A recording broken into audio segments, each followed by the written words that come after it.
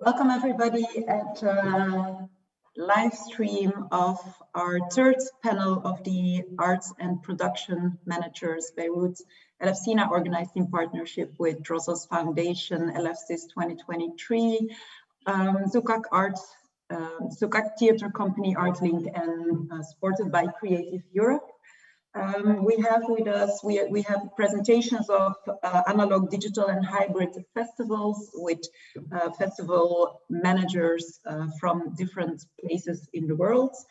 With Eckhard Thiemann of Shubbak Festival, based in London, Roy Luxford of the Edinburgh International Festival, Hamza Boulaiz of Spectacle pour Tous in Morocco, and Yolanda Markopoulou from Mind Effect in Greece.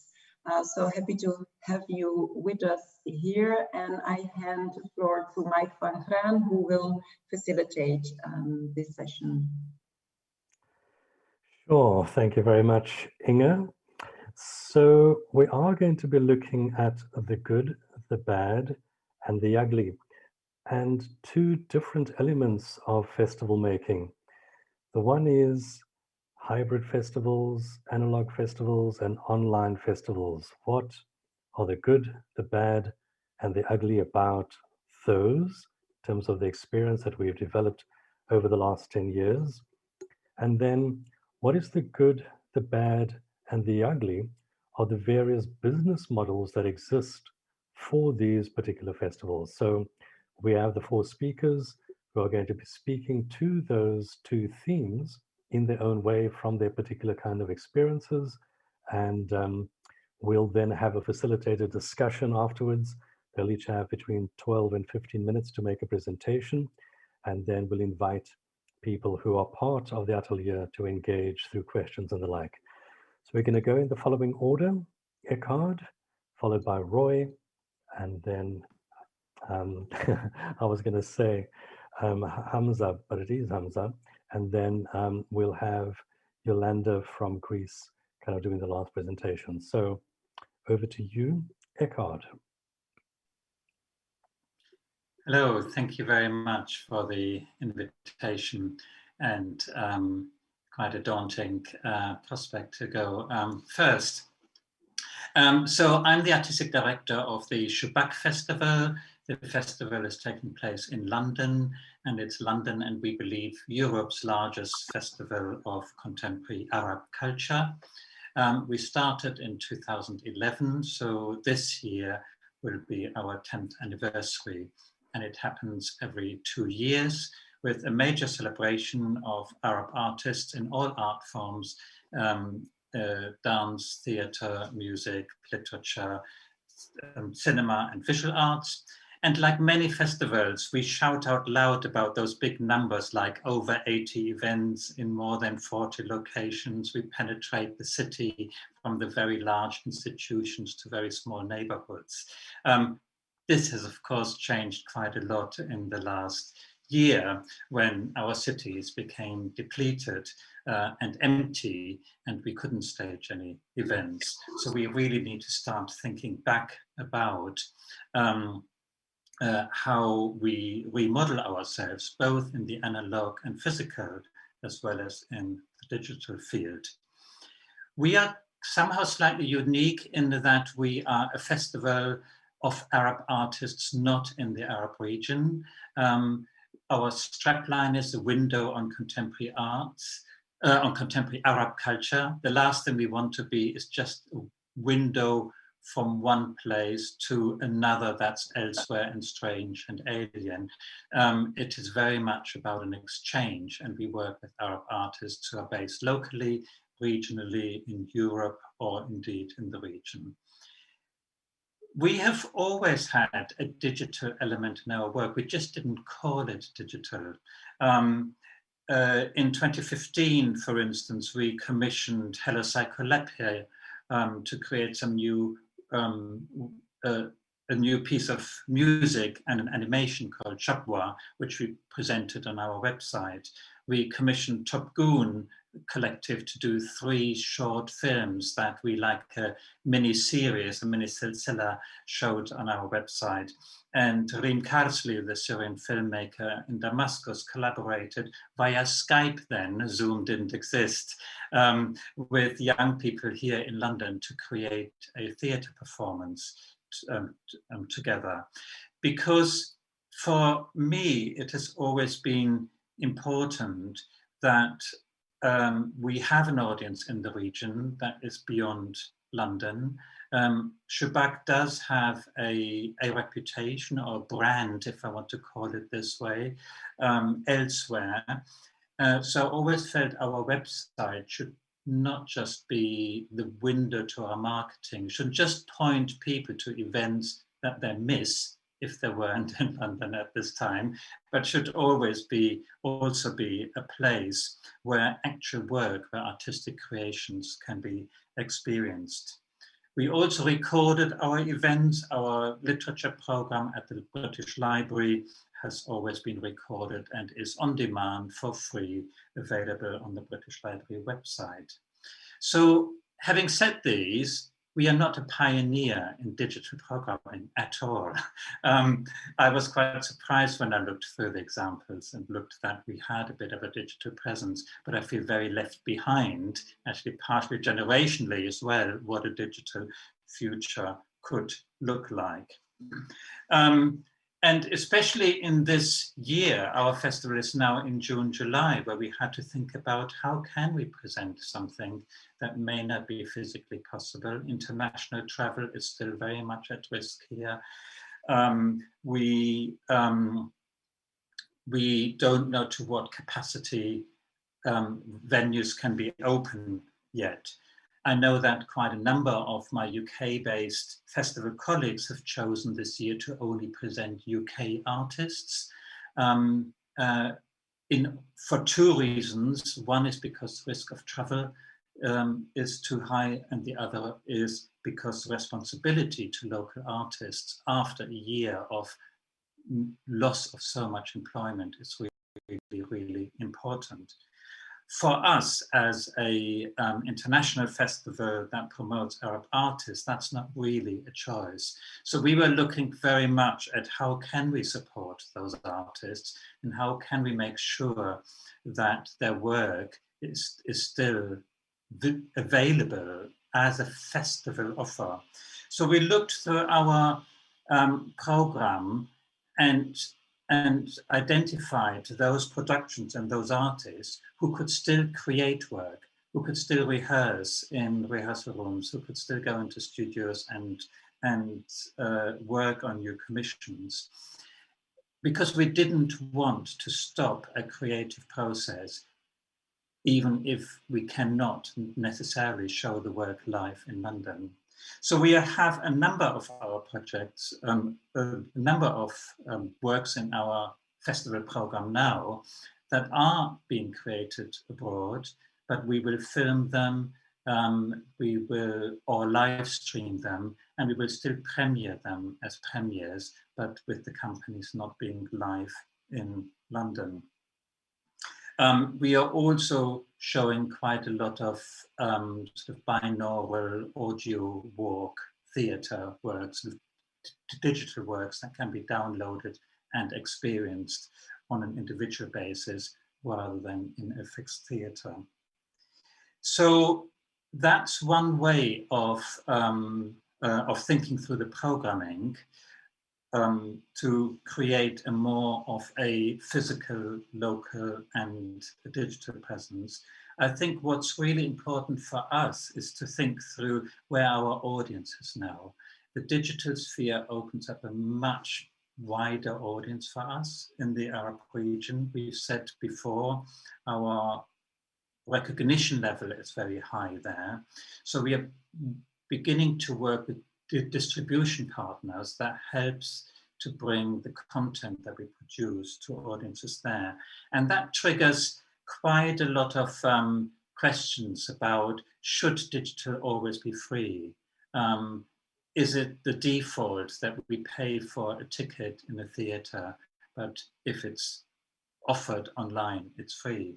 But if we do charge for a digital offer, for a theatre company that's live streams, what is an adequate ticket price? How do you price a ticket for someone who is in affluent London, in a suburb in Cairo, in Abu Dhabi, or in Beirut, with very, very different economic circumstances? Could things like geo-blocking that exists in film and video distribution be possible through a pricing structure where different regions have different prices? We don't have the answer for this yet, but it's a real interesting business model to think through how a global audience can be looked at in our marketing.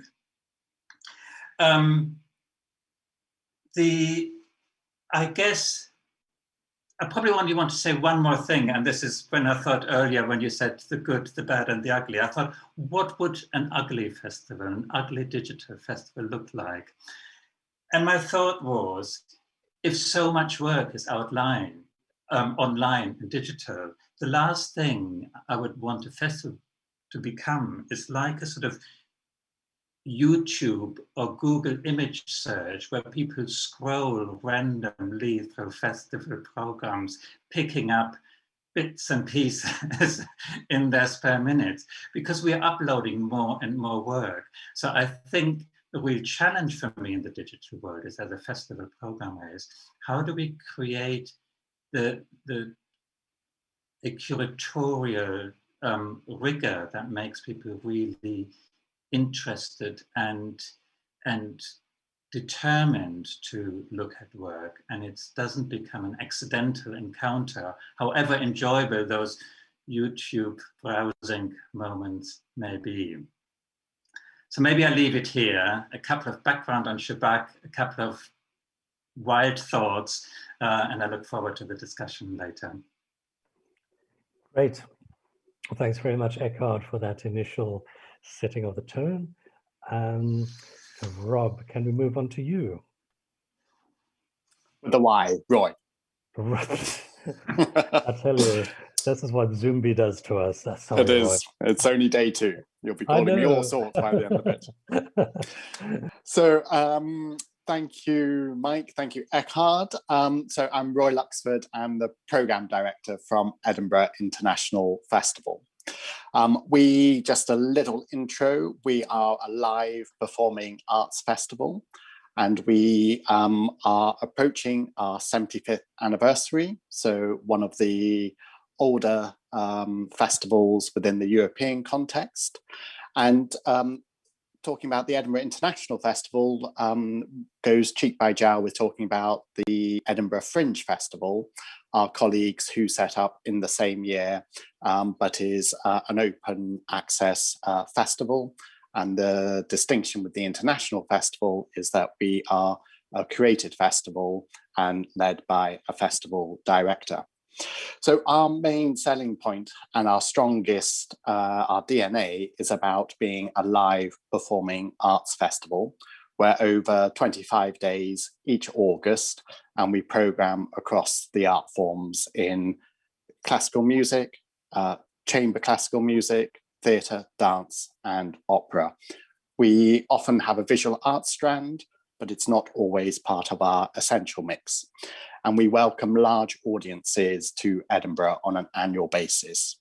And so the combination of live, large audiences in venues was clearly unachievable in this last year. So that's just a very short synopsis of who we are. Digital, I think, is a very interesting term in our current conversations.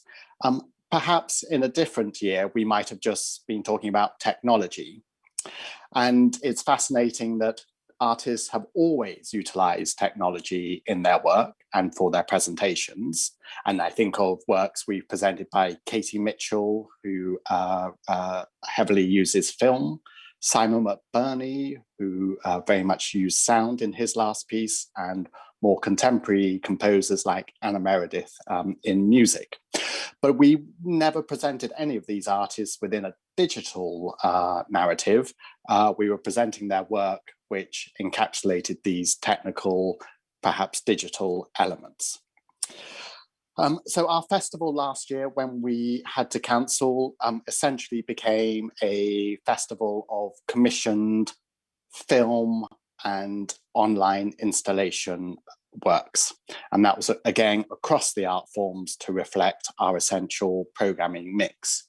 And in a way, rather than being a presenting festival, we became a commissioning festival, as most of the companies and artists we worked with produced and created their own work.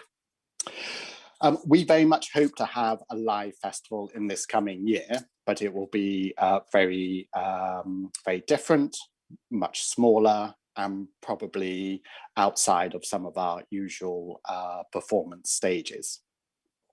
But in answering and speaking to this topic, as ever, it's probably neither one or a couple of these things. There are probably elements of all of analog, digital, hybrid in our models going forwards.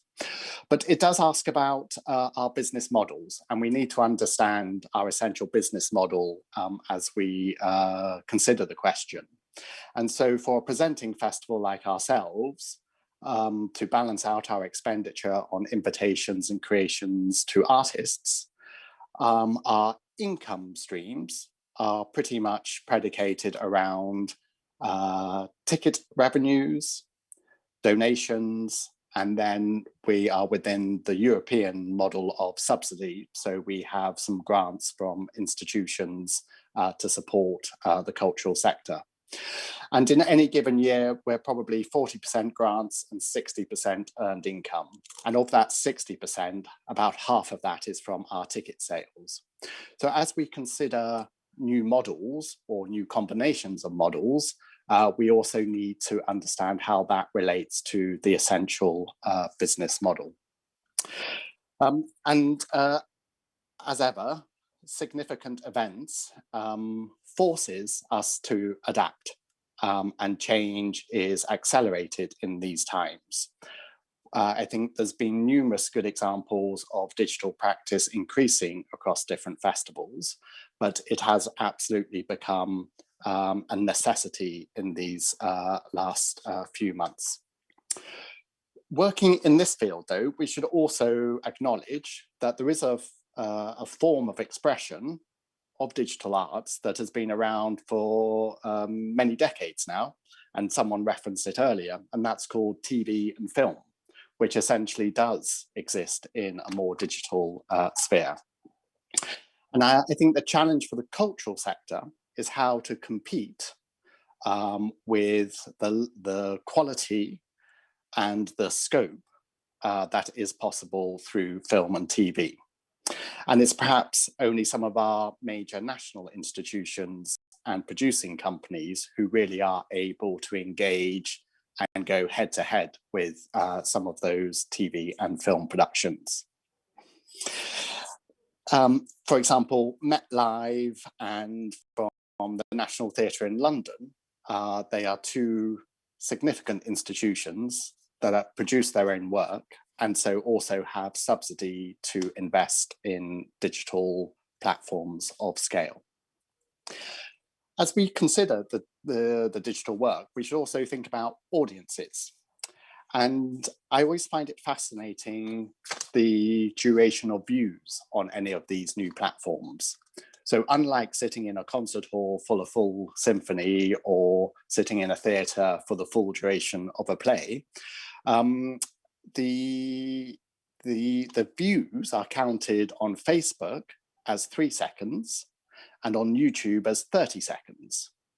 And our average viewership from our festival last year was around 8 minutes on YouTube, which suggests the attention span is incredibly short, or is there something in the creation of the work that generates a shorter attention span? And I suspect, so if our average was 8 minutes, then obviously lots of audiences are engaged for longer and some for very short periods of time. But I wonder if this really points to the fact that working in this sphere, we must also consider the form of the work that we want to present on these platforms. It's not sufficient just to film a play and present it on our digital and social platforms. Alongside this consideration of audiences and digital dissemination, what is the audience experience? What kit does any individual have at home to actually view some of the works being portrayed? We will all have a variety of sound systems, or we may have very sophisticated computers, we may have quite basic ones. So where is the quality threshold that you can create in a theatre or a concert hall for the viewer versus what is possible in a domestic setup? And again, we're going back to this notion of a live festival. The exchange between what happens on stage and the audience member is absolutely vital to the performance that we witness. And as being part of an audience, it is also that ritual of going to see a performance, whether it be inside or outside of a theatre or concert hall, which I think adds to that compelling and the richness of cultural experience. As we consider models and the business model behind them, we should also recognize that some of the major players in this digital world do not make money, rarely break even, and quite often are being supported by other conglomerates. So of the major ones that are out there, Twitter, Snapchat, YouTube, I don't believe any of these actually make money in the normal business sense of things, and are often generating revenues based on advertising and increasingly linked economies where audiences are being channeled to other sites, ideally to make a purchase.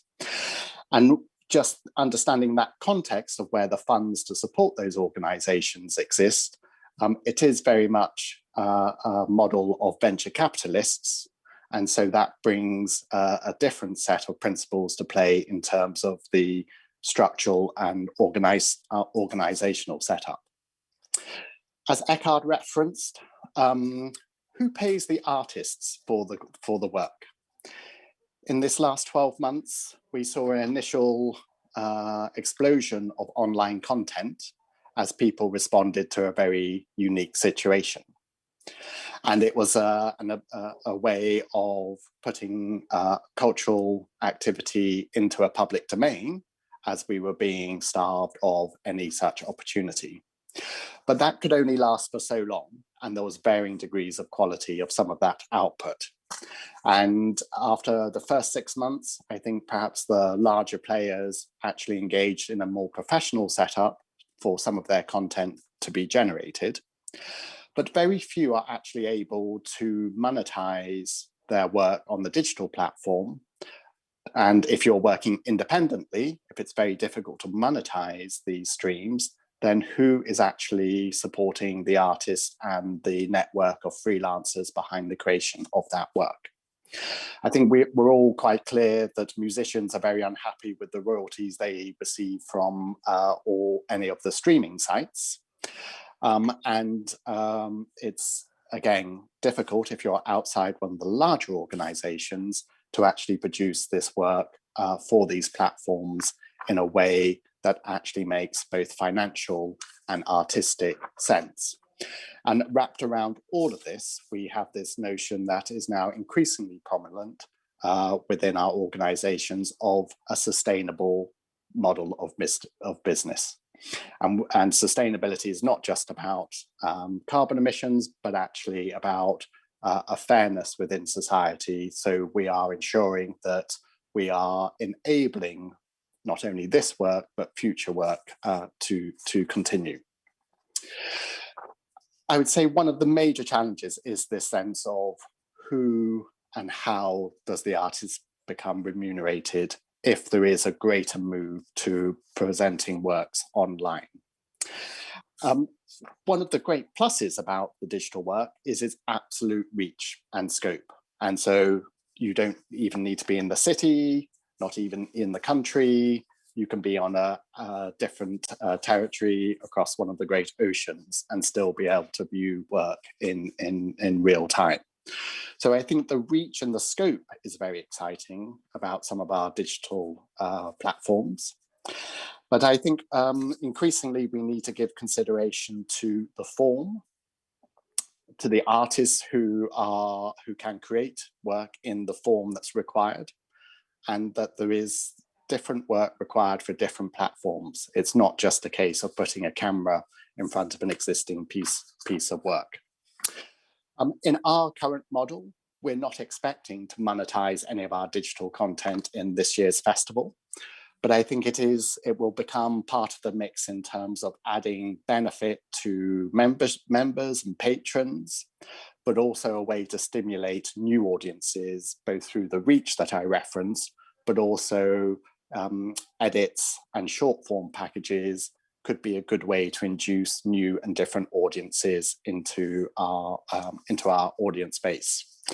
So perhaps I'll stop there and just conclude by saying, as ever, I think it's not one or two elements from the title, but it will be a combination of these factors that inform future business models. And we will have to flex within our existing structures to enable part of this content stream to become part of our stable. Thank you. Great, thanks very much, Roy. One of the challenges of these times, in fact, is that we are still in these times.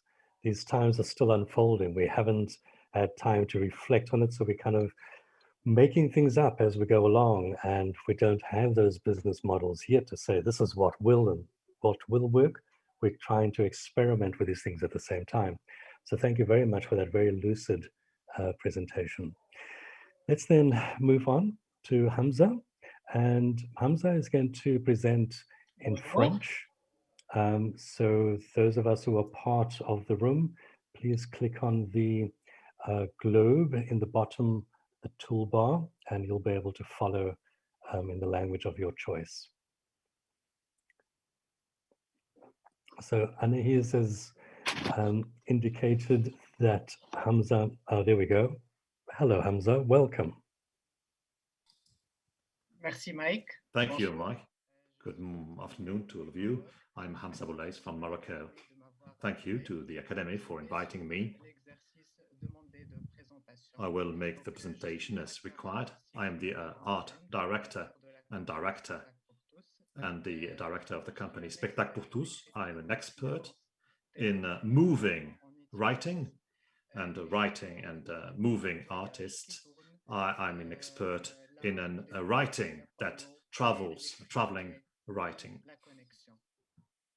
in spite of sometimes being disconnected. I chose a work of art produced by myself, the very first Maghreb theater coach, a coach that turns into a space receiving a public, an audience for the first time in Africa. Before making my presentation, I would like to show you a small video of this bus of this coach, our latest creation, with 64 dates in Morocco, and then I will continue with my presentation. Now, let's look at this small clip.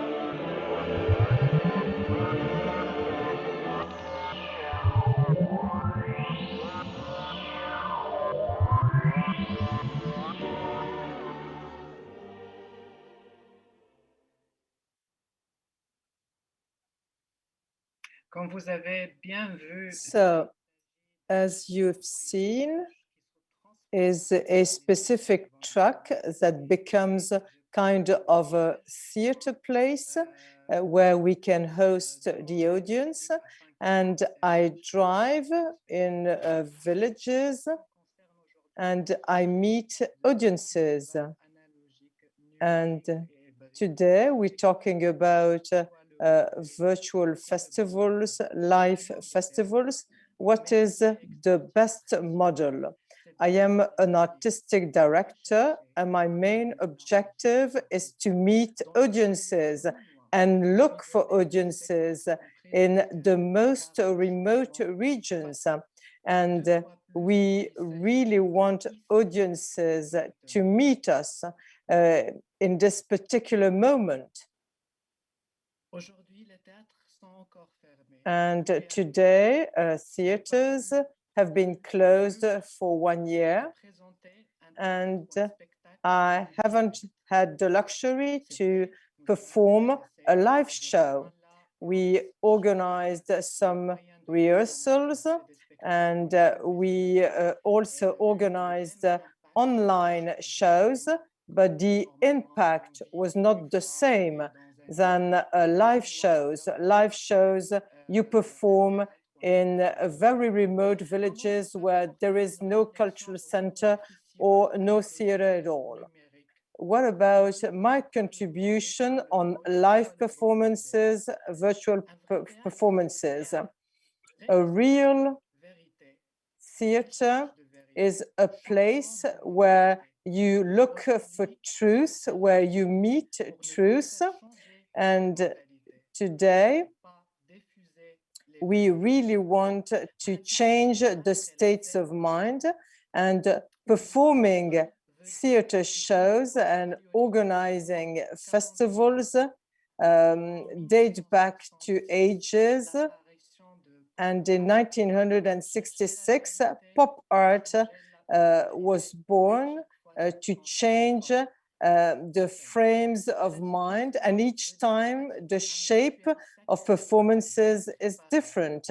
And we are here talking about sacred shows, things that are taking place in the very moment. And before 2020, shows were performed face to face. It was a meeting point between a theater show and audiences to make people more aware. And today we've moved on to online shows prepared by us, human beings. We meet on screens. We are human beings all together online, and maybe tomorrow we will be invited by a robot. We will have created, and robots will carry out some of the tasks we are carrying out today. Are they going to take control over our creativity? Will robots take control of our creativity? I don't know. So what is right and what is wrong in all this? Is it good to have an artistic robot or a robotic artist? Do we need a profitable robot, artistic robot? We don't know. This is kind of déjà vu. A few years ago, live on Broadway, the world discovered a robot. In 2021, artists are jobless. They work less than before. They look for new formulas. And now we all moved on to the virtual world. And we have kind of hybrid shows. And it's true that what is needed is continuity. It's about showing the projects that are available online. But will it be profitable?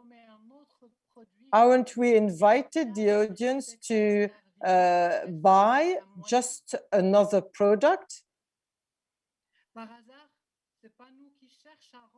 And aren't we trying to make our own online shows profitable. And we're here to discuss this. Traditional live shows will become kind of a luxury. A luxury amongst luxury products. And sooner or later, it will be like that. And this won't be culture for all. And we've not yet been able to artistically educate everybody. We've not yet achieved the objectives of the Declaration of Human Rights. Which kind of virtuality are we talking about? Because some people have no internet connection, and what we need is to strike a balance. Thank you very much for your attention. Thank you very much, Hamza, for that provocation. Look forward to kind of engaging you in the broader discussion afterwards. And thank you for the video as well that showed how you were reaching audiences beyond the traditional kind of city space that we all generally have access to. Our final panelist is Yolanda. Looking forward to what you have to tell us. Yolanda. Hello, thank you very much, Eckhard, Roy, and Hamza for your great presentations. I think that you actually covered a lot of different sides of our question, and I agree. And I think it's things that we're all thinking about all the past year. Once all the situation has shifted our realities, especially us working in the live performance art, it's something that unfortunately has changed our lives. I will talk through some personal examples through my work as a director and as a co-artistic director of Mind the Fact Festival.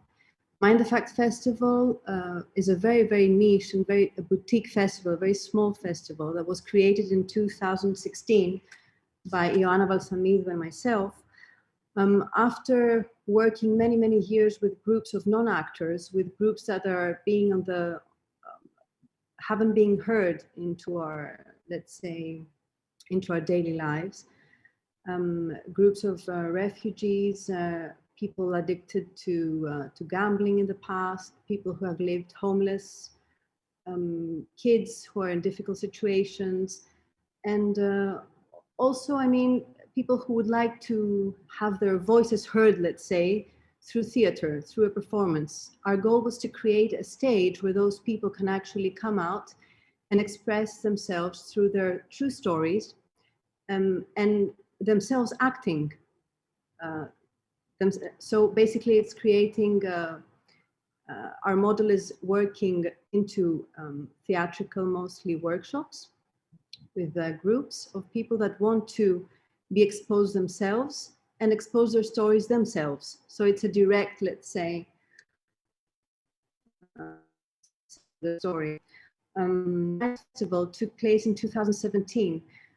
I will show you some very short video so you understand a bit the essence and the, and like they say, the atmosphere of this work, because I think it's important because it's a very niche. I'm saying we're not presenting any performative experiment. We're just working in this specific direction. At least in 2017, that was our way. I will share my screen.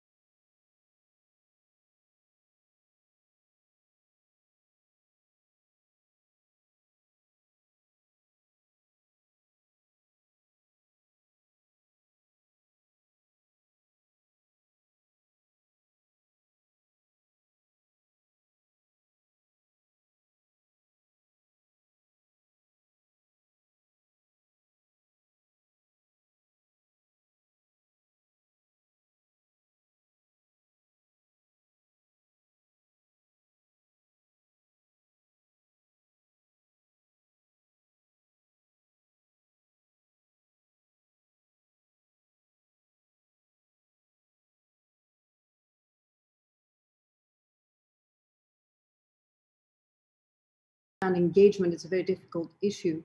And this is a group of people that were addicted to gambling in the past.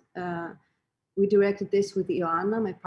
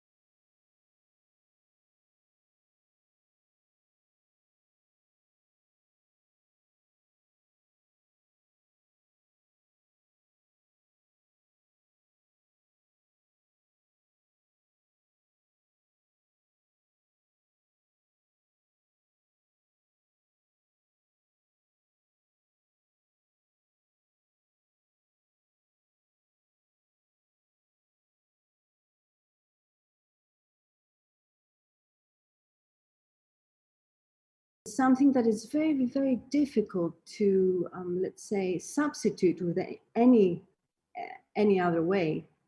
I don't know if, you know,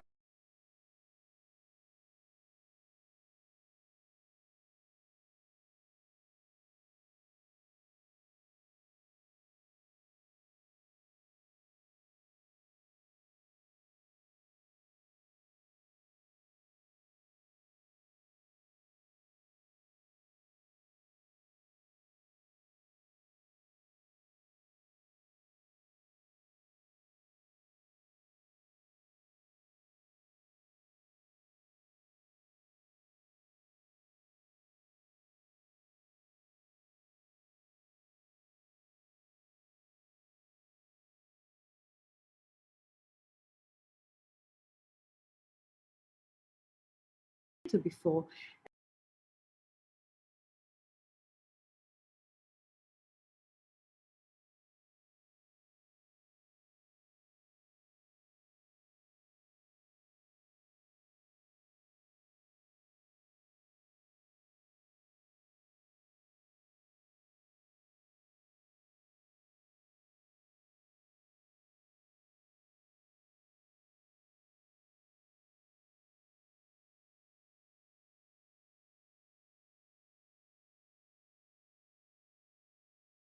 In 2020, we have this state funding because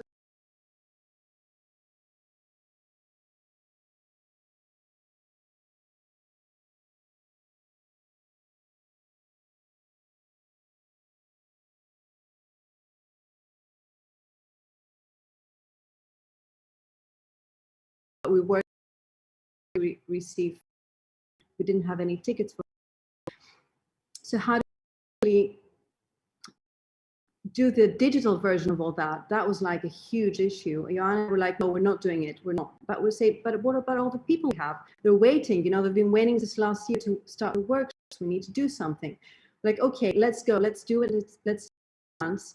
So we talked with all our artists we had commissioned for the Persian Festival of 2020. Like, okay, guys, you need to find a way to connect with those people, even if we're not in huge groups. You could go one-to-one, find ways of, you know, taking all these people, interacting with them, because they need it now more than ever. Like homeless people had phone calls to audience members, you know, and exchanging things between them. Other groups of kids were working through online workshops. We had to do it, and we actually created a very small festival, Mind the Fact Festival 2020, online. And I will show you another video, which is the continuation of the work with the Station Athens group, the group that is the refugee group we've been together for so long in a live interaction. Then we connected them with refugees from Tijuana, people who live in Tijuana. Actually,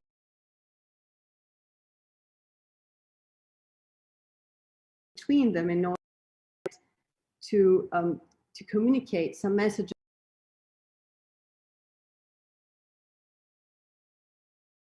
On my screen.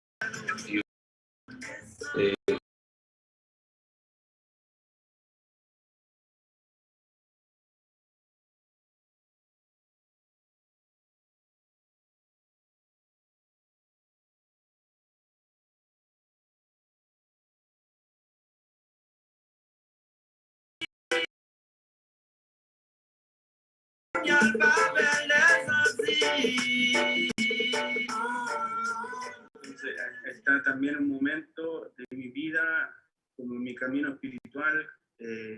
Entonces aquí me he descubierto yo también, mi parte interior.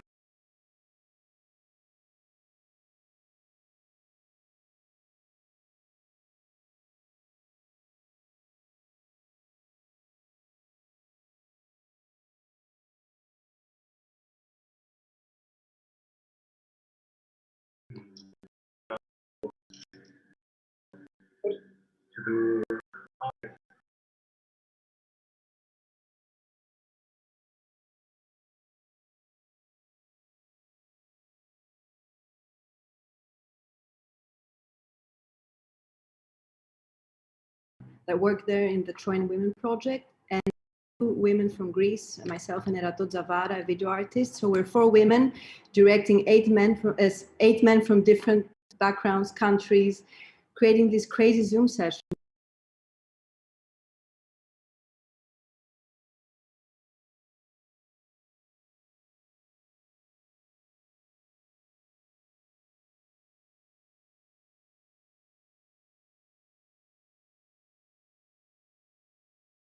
Find a new form and how we take advantage of the form without forgetting our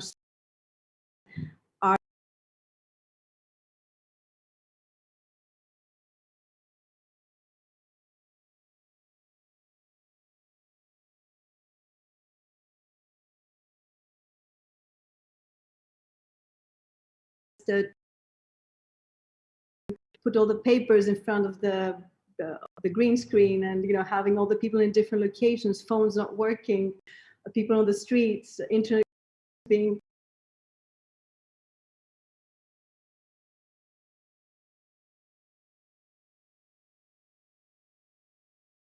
were ready to perform. So it was an incredible process, and I gave this example from our festival because it was live streamed, which I feel that is very important how the interactivity of the audience is being placed here. Like, I think that the more we interact with the audience live, the better it is for the digital works. I feel that we need to, to find ways of putting the audience to engage, because like Roy said, if we just, have things online that people will look for 5 seconds, it's as if our work is just thrown in the bin. Someone can just scroll around our hours of, working, which in the performing arts is not like film, it's a bit different. So yeah, I think that a question would be, how do we actually engage more, and how do we find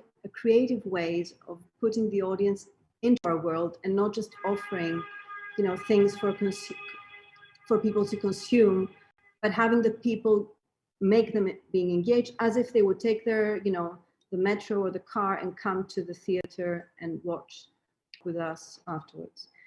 The rest maybe for the questions. Thank you. Thank you, Yolanda. And I maybe want to just start with you, although we are talking about the good, bad, and the ugly of festival models and of business models, particularly as it pertains to the digital space. We are also seeing it in the context of an atelier that is looking at intercultural kind of collaboration, cross-border collaboration and the like. It struck me, not just now, but also when first seeing one of the works that you showed in Elefsina a couple of years ago, that you were working with men basically from quite different contexts. So I want to ask you about, and you pointed that out now as well, about 4 Greek women working with 8 men from quite different contexts. Talk to us about the good, the bad, and the ugly of that. Are there learnings that one can have about intercultural collaborations from your experience? Of course, there are, of course, so many things, and people who have worked with people from a different backgrounds or people who are not necessarily in their own country have a lot to say. I don't know, for some reason, since 2010 that I've been engaged kind of work, it's always women in the backstage and men on stage. I don't know why this is happening. Maybe because we're not actresses, the people who are doing it, but ourselves. So we feel it's as if, we're like these mother figures trying to engage what's going on in this different mindset. Because, okay, of course, because my focus was the refugee issue, we have to keep in mind that, especially in 2010, there was no way you could work with women in Greece, like refugee women. It was almost impossible. It wasn't even allowed. I mean, you could not make a mixed group for sure. And usually you would not have women come to us. We couldn't find. So basically that was also something that happened organically. But even with the gamblers group that we work with Diana, again, it was men again, and we were women in the background. And I think we've learned a lot. And I think there is a great dynamics in that, in the sense that, especially people who come from the Middle East, the Middle Eastern countries mostly. Our participants are from Bangladesh, Afghanistan, and Pakistan in this case. Definitely they have a different, not all the participants, but a lot of participants have left families behind. They have their women in their countries. So I'm not sure how they also perceive of us. Maybe art creates, drops a lot of boundaries, like the art itself, and the right level of distancing you keep when you work with those groups is very important. We've been together for 10 years, but we're not best friends in the good way. I mean, we keep like a professional, let's say, relationship that keeps us going. So there's always this, the art, the theater, and the creation is always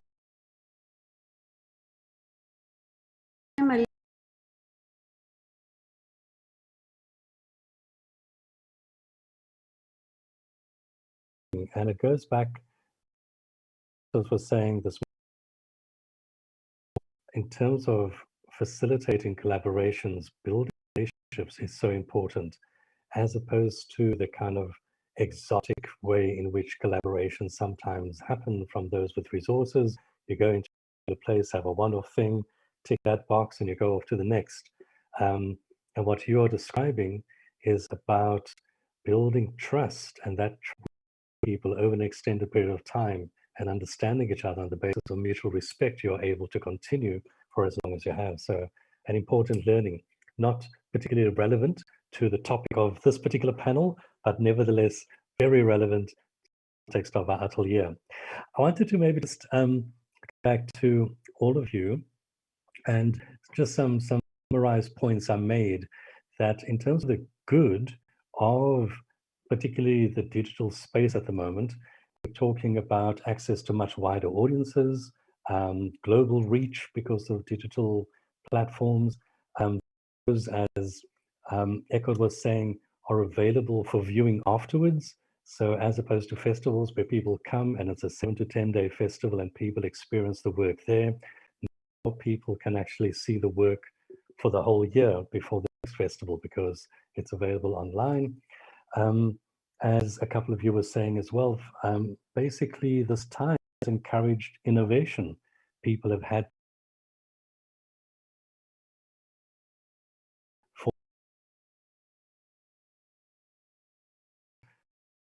space as well. We're talking about greater engagement with the audience. So in a context where we've lost live audiences, you, Yolanda, have been speaking about engaging more with audiences and finding creative ways of doing so.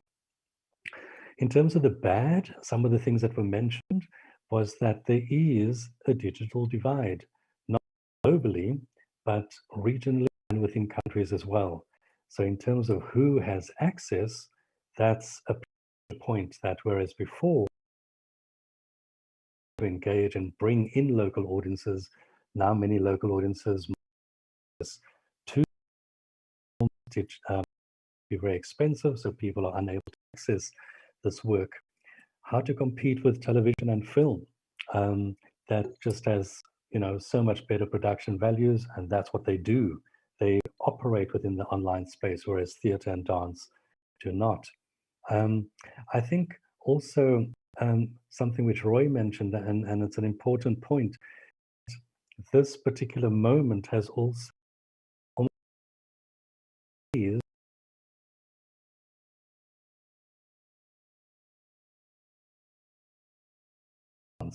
that the times of doing a 3-hour opera might be, you know, at least within these conditions, not really appropriate. How do we keep people's attention in a world where attend 140?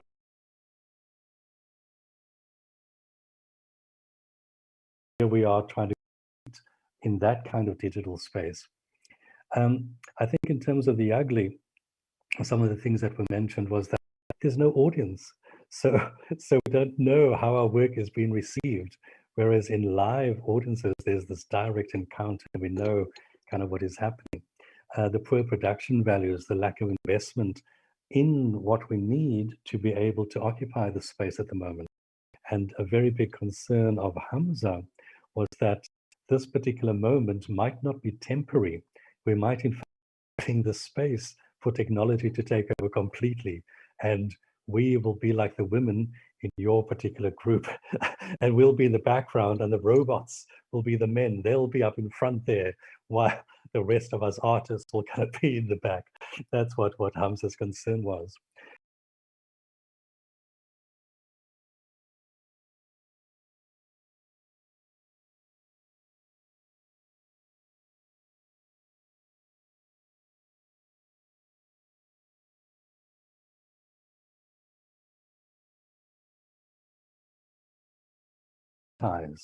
Being online, how to have that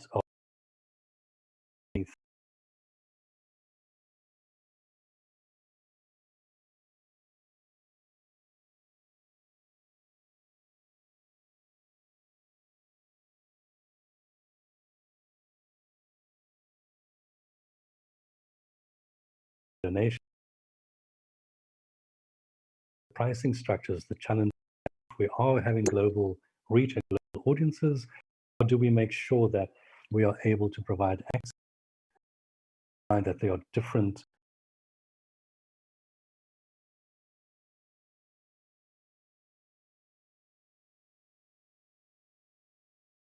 things where the arts community kind of resent historically having been paid in exposure. You know, exposure doesn't pay the rent, it doesn't pay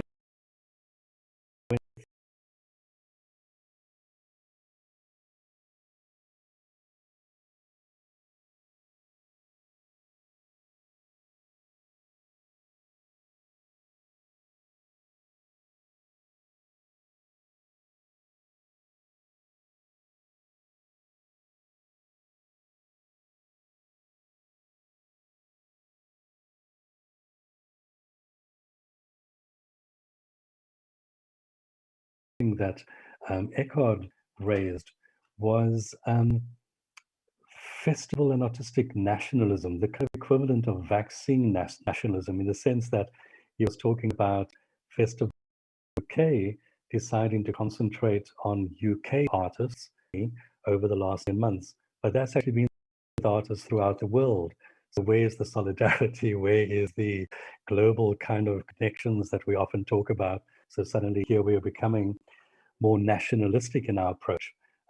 So I suppose these are some of the things that I kind of picked up from what you were saying. So maybe just to on the basis of that, ask a few questions.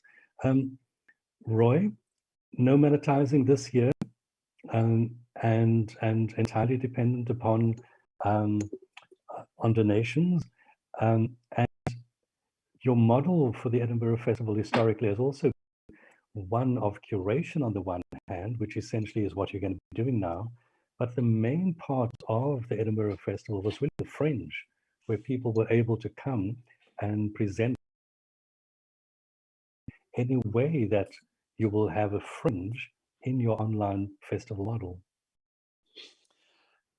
So just picking up on the ticketing and the monetizing first. So for our plans for this year are still to have limited performances, but we are going to make the digital content free, so not behind a paywall.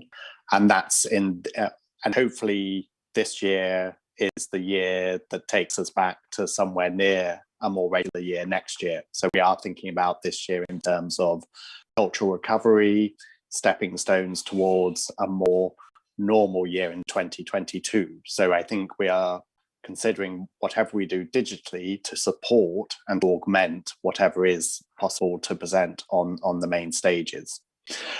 In terms of our colleagues on the Fringe, and the Fringe is a separate entity to the National Festival, I think some of those presenters and producers will be creating content to put onto their platforms as their particular setup within the city, which essentially is about creating infrastructure on the whole quite small scale venues, although there are some very large operators as part of that ecology, and the associated social elements that go alongside the Fringe, which is about large meeting points centered around food and a drinks offering. That just won't be possible in the summer. So in the Fringe model, the ticketing setup is of course vital, but additionally they have a significant reliance on these additional revenue streams, social aspect of congregating in. And to me that really speaks to the very nature of festival. It is about a congregation. It is about in a specific happen. So you said it yourself, Mike, we're not through this. We don't know what is on the other side. So in this year's model, there are some of the considerations that we're thinking about. I know there's good examples from some of the large producing companies that have made essentially films of their work, and particularly around the celebration of Christmas. They were able to monetize a celebratory film behind a paywall. But is there going to be a fatigue at some point, in the same way that I'm sure we have probably had enough of Zoom meetings. There is a fatigue. I would like to see the real experience. Even, I'd love to go to a cinema to see the scale of a film with that sort of surround sound. So I wonder there might also be a bit of fatigue in the purchasing of online content. Although, interestingly, some of those companies have said the ticket price, which was pitched fairly option at the same, and in several it's the donation option than they did.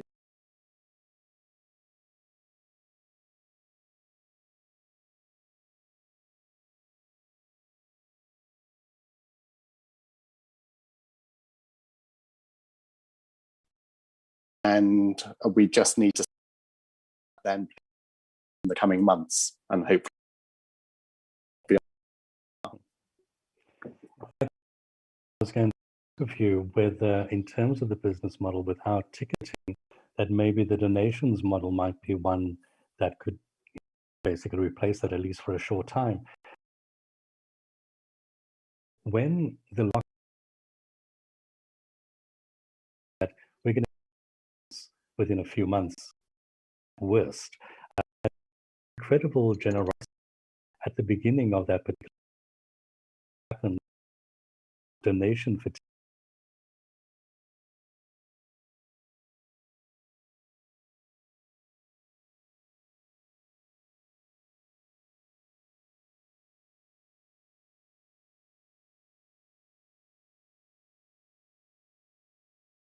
Do we? So it's a moment for us to be in terms of, as you say, there's a lot of sympathy.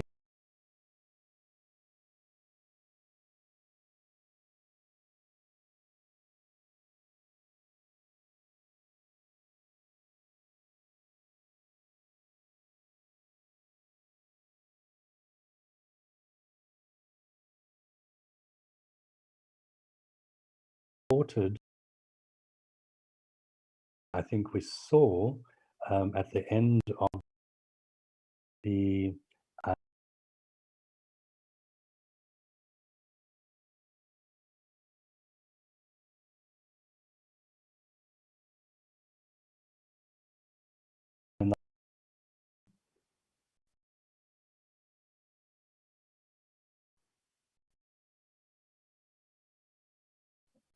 Mike,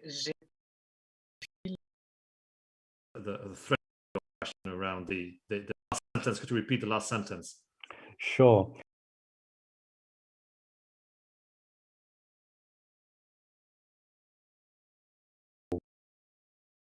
Your art, the major cities, so on. Really work on.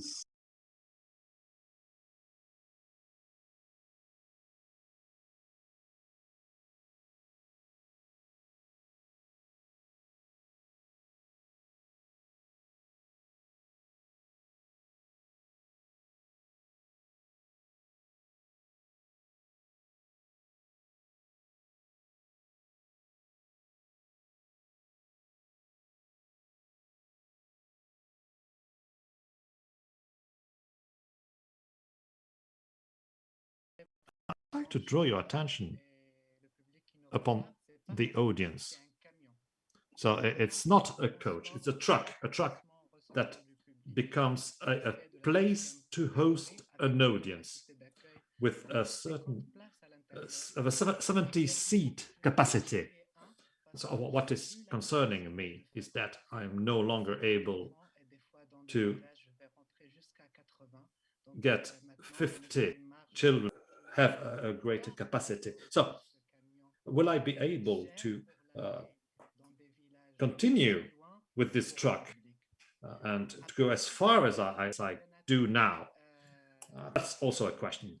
Now, concerning the donors and the partners, the financial partners, I don't have an answer to your question, because in my piece of work, or private foundations or single donors, and when I start my tour, I would tell them I'm going to produce this, or I'm going to organize a production, and then the donors, the institutions will produce with me. So what concerns me is the future of this, of what happens now.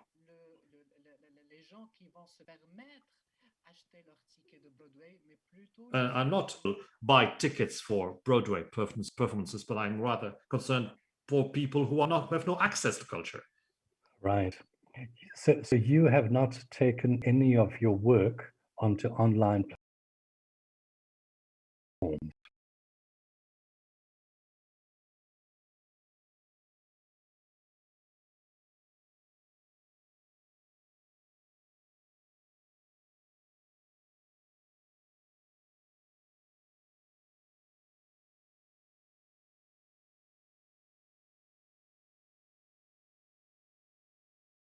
My organization, it's a performance that I would present live in my space.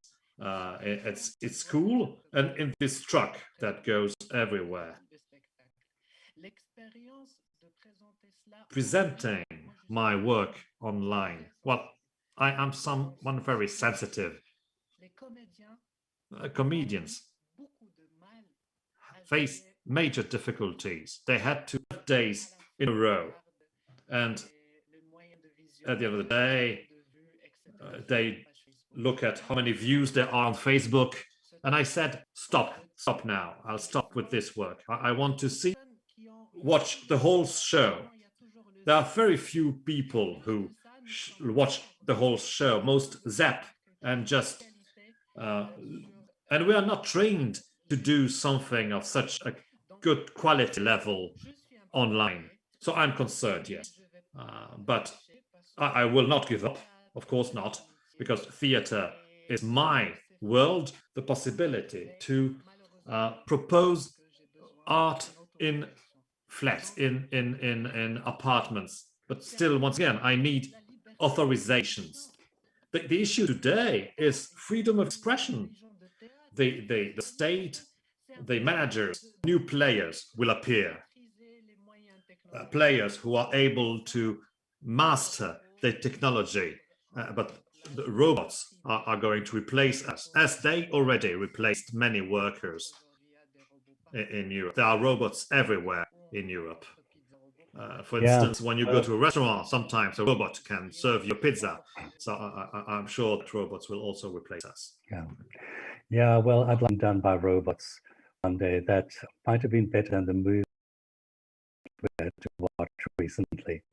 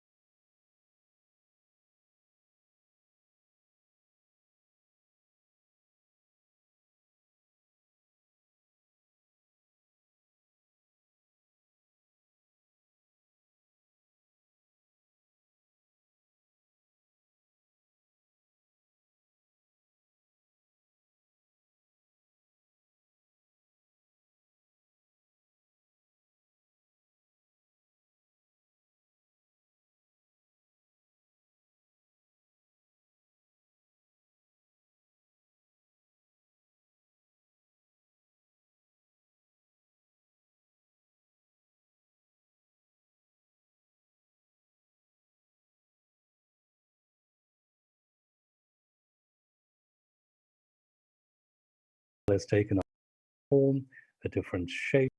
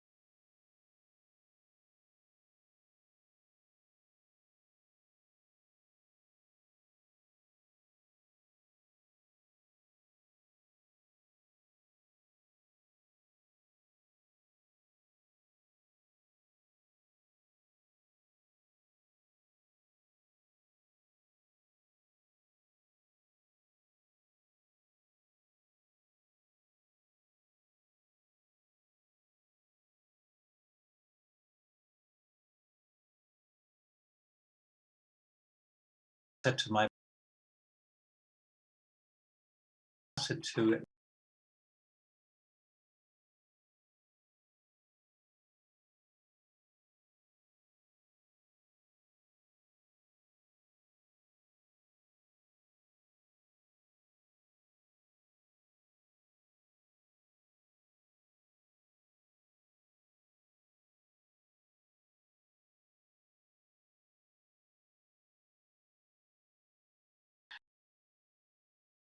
to and also for potential other. Quite know yet what the result will be, and so the summary of my answer will be, I think it will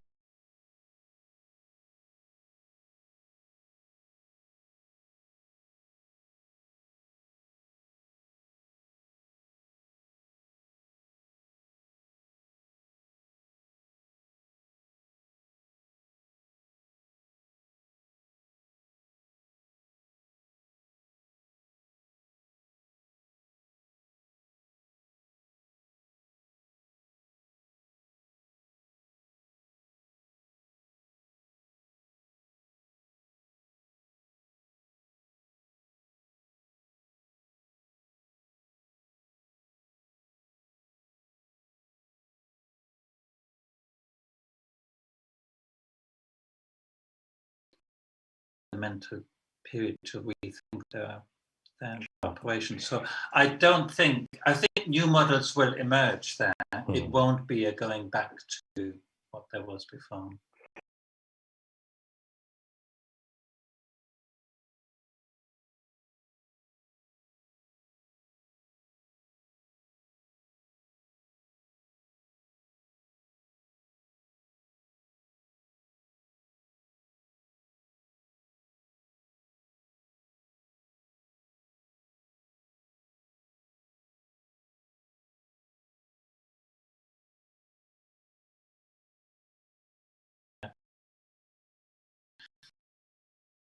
Generally being very accommodating and saying, if you need to pay your staff or you need to do something else, we are open for that discussion. Just let us know where the changes will be. Sure. But that was very much an emergency survival approach. However, I am at the moment still under risk of a small number of funders who want absolute guarantee that the work will be, who don't like the digital, and keep really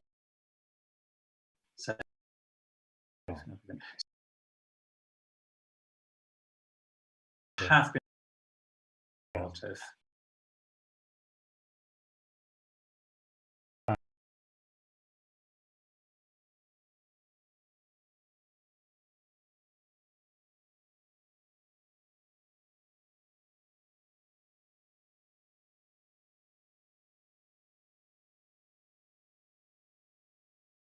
We have funders that we have in Greece, of course, running the big Athens and Epidauros festival and big, other festivals. But for private funders, like they can take advantage of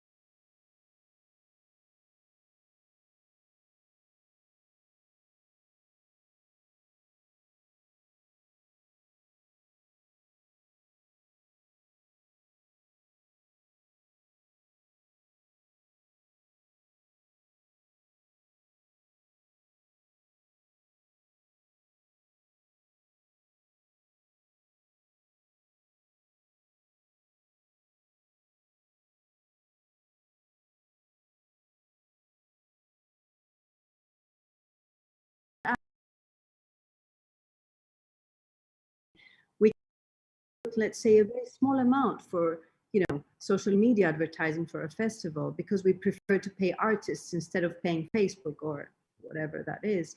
So there's a huge, again,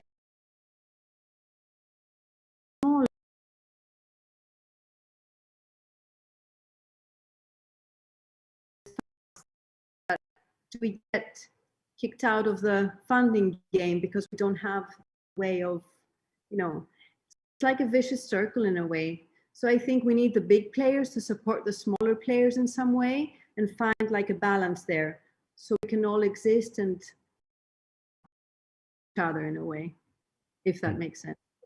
Oh.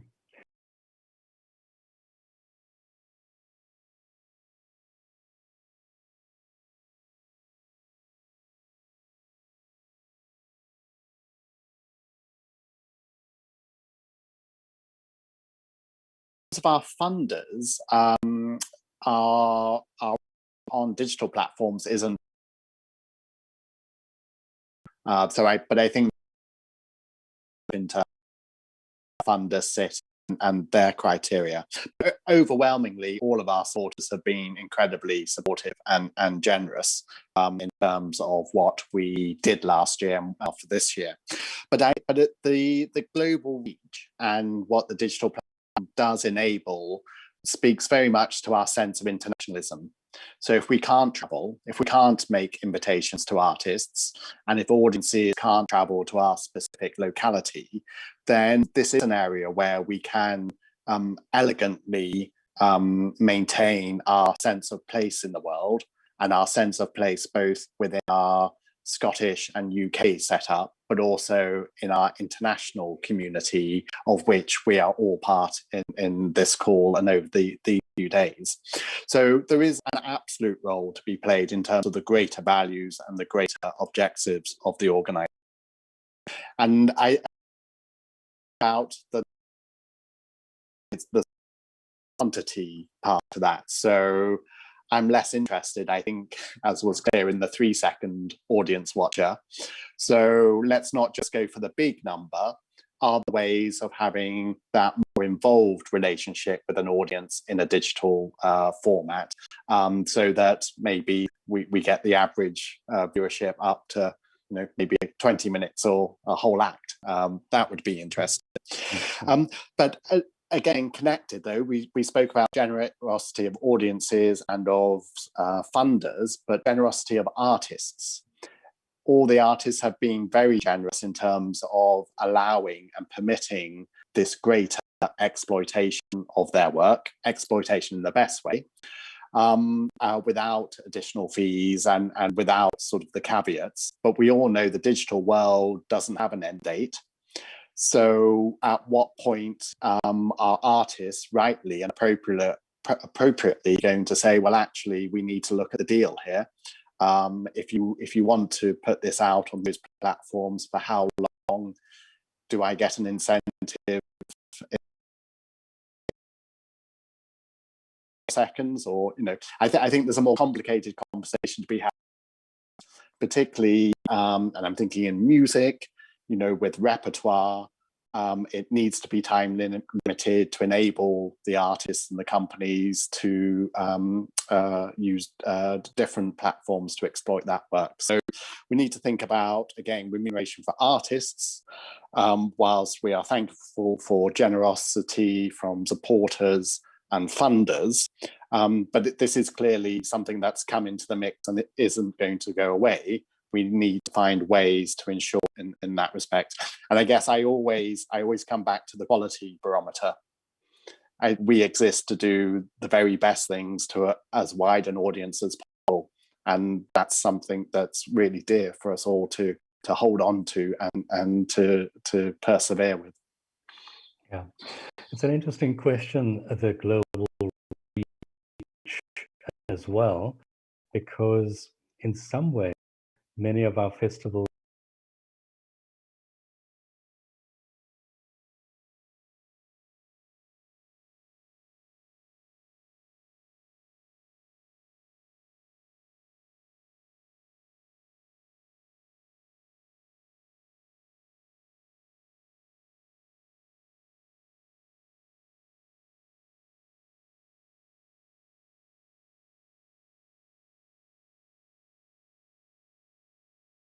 do you have any international?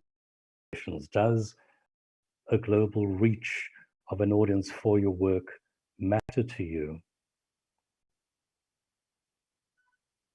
Mike, la question était pour moi. Alors, moi, j'exporte déjà. I already export my work in international festivals. I've got my truck that can travel and go in different cities.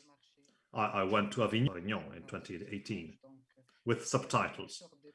So very often the topic I deal with are universal. I want to find an audience wherever I go. Now, on this issue of so I have to move, I have to work, I have to move my truck, I have to make noise with my work for funders to come to me on the social network. I'm a sensitive guy, so I'm not someone who is very present. So automatically, the donors would rather go to Balmain or Beyonce or to David Guetta. David Guetta, he was paid 6 million dirhams for one concert.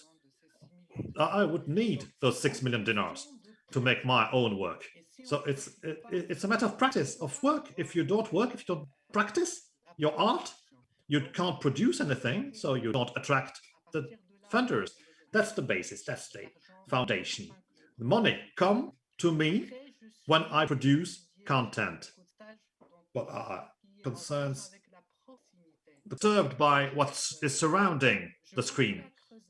So I continue to dig into it. I'm waiting for the decisions. I want the decision takers to reopen the theaters so that we can look for a new audience. Edinburgh Festival with Greek friends, with Mr. Eckhard also from London. So I'm happy to meet you in Africa, in Morocco. We are not used to that. We are not used to consuming culture. It's very rare that we would consume the culture. Build the capacity, my artistic capacities, and I wanted to attract the audience towards something that we call the theater. Today, there's another open door. So I have now that thing being developed in Rabat, where I live. You have the biggest theater built by Haddon. It's not open yet. So tomorrow will we watch this theater virtually? We spent a lot of money to create it, to build it. So I presume that there will be some virtual work and there will be also live performances in this theater. And Great.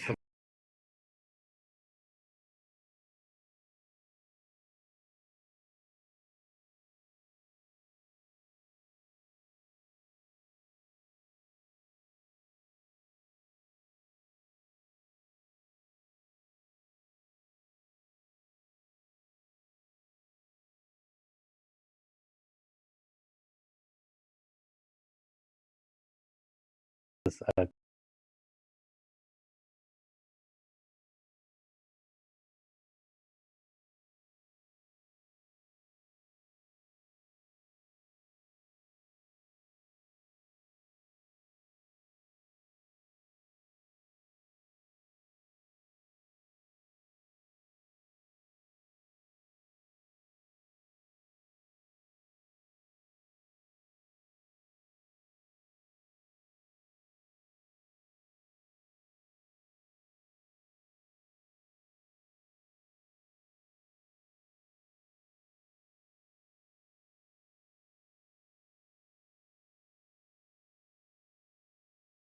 action.